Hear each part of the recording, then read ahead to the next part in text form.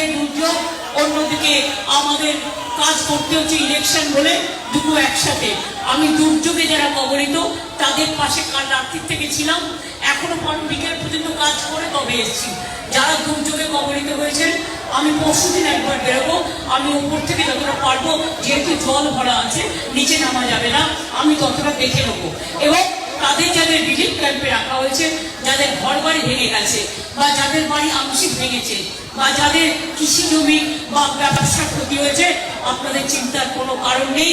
দিদি আছে আপনাদের পাহারাদার। মানুষ যখন বিপদে পড়ে সব সময় থাকে, তাই আপনারা চিন্তা করবেন না। আপনাদের কাউকে খালি রাস্তায় আমি থাকতে দেবো না, সবাইকে সাহায্য করব যতটা মানবিক হিসেবে সাহায্য করা যায়। এবং আমাদের প্রশাসন একদম ঢেলে সাহায্য করছে, চেষ্টা করছে।